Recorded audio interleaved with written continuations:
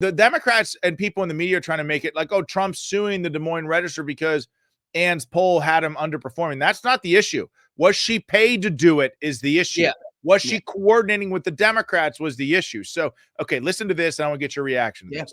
Where it could go, not just the Donald Trump of it all, but I mean, if he's creating precedent, it's for everybody. Well, when you introduced, Michael, you used the word narratives, and I think one of the reasons Republicans are cheering on this muscular attitude from Trump and pushing back against some of this is because Republicans feel like constantly media organizations, especially in the throes of campaigns, work overtime to create false narratives that may shape the contours of the election. Look what happened. When this poll came out in Iowa, the entire English-speaking world was talking about the gold standard pollster, and Harris has this momentum. And ultimately what we were told was complete garbage. And if you talked to pollsters at the time, they would have told you, this is not real. This methodology is not good anymore. But that's not what people chose to run with because it fit what most people in the press wanted the narrative to be. So he's pushing back on that. I don't, frankly, have a problem with it. And if they capitulate, it's because they don't want to go through the discovery and what that might show. Okay, I got it. Like, this is even because they would never have someone like me on, even though I'm the only one who has the full story. People don't know the whole story. And as far as I know, I'm the only one who has the full story. And it's not like I didn't pick up the phone and call everybody 2 days before this poll was released and told them exactly what the poll result was. And I only knew that because this is not the first problem with Ann Selzer. Okay. I will rewind the clock real quick again. In 2020, the Democratic caucus was going on. She spiked a poll, which no media organization ever should have allowed her to do. But she spiked the poll at the behest of the Biden campaign because Biden was in 4th place. Pete Buttigieg was used as a foil in a fake excuse for why they even spiked that poll. So this is not even the first thing to happen with Ann Selzer. Both myself and Mike Cernovich got our hands on the results of that poll and put it on Twitter for everybody to see, okay? And they gave some BS excuse about one interviewer who may, because she doesn't see well, have zoomed in too much on the screen and cut Pete Buttigieg's name off of the screen for 1 or 2 interviews. Even Patrick Murray, who's a lefty pollster from Monmouth University, jumped on my bandwagon and said, no, he's right. This is not a valid excuse. Something is going on here. So this is not the first thing to happen with gold standard and above reproach Ann Selzer. Then fast forward to 2024, which, by the way, in between, Barnes and I would be on Inside the Numbers, live polling people and showing the results of our Iowa polls. She would come out with constant narrative polling about how Iowa was tied with Biden and Trump, and it was never tied. It was always Trump +6, Trump +8. It was never competitive. And she would narrative poll and make it look like it was close in September. And then come November, right before, she would herd real quick back to our polling numbers and make it look like it was a Trump blowout. Public opinion doesn't move like that. If you have followed me for years, you know one thing, if nothing else, it's that public opinion almost never moves like that. Those are artifacts of the poll themselves and the way the pollster is crunching those numbers or weighting that data. Now, how they collected that month. Maybe they ran into a really bad response bias. Here's what I fear most with Ann, because I'm talking to people and how I came to know the result of that poll before it came out. I think it's very likely she didn't get a damn thing for it. That Ann is so twisted. From what I understand, January 6th broke her brain, and it was already on the way to being broken. She's always been a liberal. All right. She's always really been good at polling Democratic support, not Republican support. She missed the 2004 election by a landslide margin, bro. She had Kerry winning Iowa and Bush beat him there. All right. But she had him winning and winning comfortably. All right. So it was like Kerry +5 or 6. Why do they call her the gold standard? She's not the gold standard. She hasn't been the gold standard for years because she herds at just the right time. That's why. Because she's hurt. And I don't mean herds towards the consensus. I mean herds towards people who are actually right. Right. So there was like 1 or 2 of us who could poll Iowa. And I swear, bro, she'd be looking at the last minute. Oh, what is this number saying? And herd right back to it real quick. The truth is, it was never tied with Biden and Trump. It was always a beating of the highest order there. And then I told you this when we were polling. I aggregated all of the responses that we had from the state of Iowa in the month of October, and it was almost identical to the margin with minor weights. So I don't even think it was a response bias. I think she's so twisted up that she's lost her ability to be impartial. And that is, by the way, how I'm just going to say this, and I'm not going to get anybody in trouble, or how I know this is because I'm not the only one who believes that.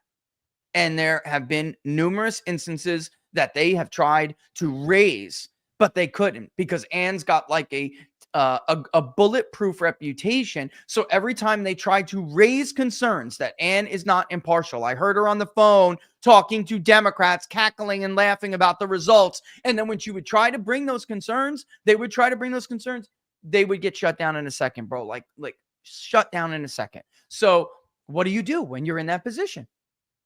You leak it. You leak it. And it's not like I didn't call everyone and their mother, and tell them exactly what Ann's result would be that weekend. And guess what? I was right. And by the way, you're one of them. Yeah, exactly. That's what I was just going to say.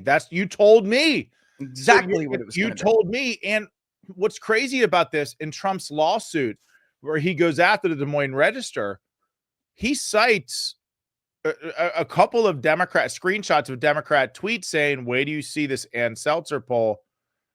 So somehow these Dem operatives got their hands on it before it was released. I understand that she told somebody who's like a Dem operative and a lawyer. I'll just say that out loud. And then that got around through that person, a lot of that. And then they got calls to basically confirm whether or not it was true or not. And she happily confirmed it. Like, and with just something to well, I don't want to say, because if I say exactly what her response is, then it may put someone in jeopardy. So I'm not going to do that. But believe me, she happily told them that this poll was going to be a bombshell and it was going to blow the whole thing up, and oh yeah, we caught some. And I think too, she wanted to believe it. I think she wanted to believe that there was some kind of movement with Republican women and young voters who cared about abortion. Like, if this is the problem with this job, if you lose touch and you don't know the subjects of your work, like, forget about the scope of the work, but the subject of the work, which is of course the voter. And with her, it's Iowa. Does she look like she knows Iowa anymore? No, Give me a break. Does she sound like she knows Iowa anymore? Then she goes on Mark Halpern, and Mark, this is for you. You let her get away with that crap. If you would have had me sitting on the side of the screen next to her while she gave you some bullshit excuse, I would have teared her apart in a second. What was her excuse? What did she say? What did she say? First of all, she immediately jumped on the abortion narrative. And the funny thing about that is that wasn't even the number one voting group in her poll. So the demographic itself, all right, that she was trying to blame for the results of the poll, were not even the number one or top voting block in the poll. So the sample for that voter, the abortion voter, wasn't big enough to cause that big of a miss. That's number one. The number one for her, the biggest voting group, was actually the most important voting issue was threats to democracy, that kind of voter. All right. And by the way, Trump won that vote. So how bad was that poll that she even got that wrong? And then there's another part to this. The senior vote and the independent men. Somehow independent men swing, right, to Trump from 2020. Okay. Yet Republican women and seniors swing, and I mean ridiculously, 35 points with this group. But, in ridiculous results. The kind of result where if you legitimately get noise as a pollster, you go, I either got to stay in the field longer or I got to spike this poll. I got to, because sometimes you have to recognize when you just get bad data.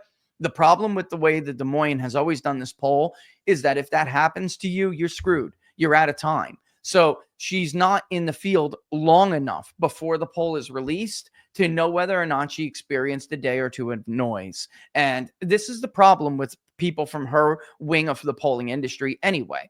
She is stuck on a certain way of doing things, Sean, and there's like no room for suggestions on how to improve what you're doing. Or, if you really did get a tied race in September before the election with Biden, Trump in 2020, then you have a response bias problem. And if you couldn't recognize that, and you haven't tailored, may try to tweak what you do or tweak your methodology to you can't always protect yourself from that, but you can certainly limit it. People like me have been around for many years now telling people how to do this. They just don't listen, you know? And a big part of that is because of confirmation bias. That's the result they want, Sean. This is what everyone has to understand. That's the result Ann wanted. So Ann chose to believe it. All right. And despite the fact that there were insane demographic issues and red flags in that poll.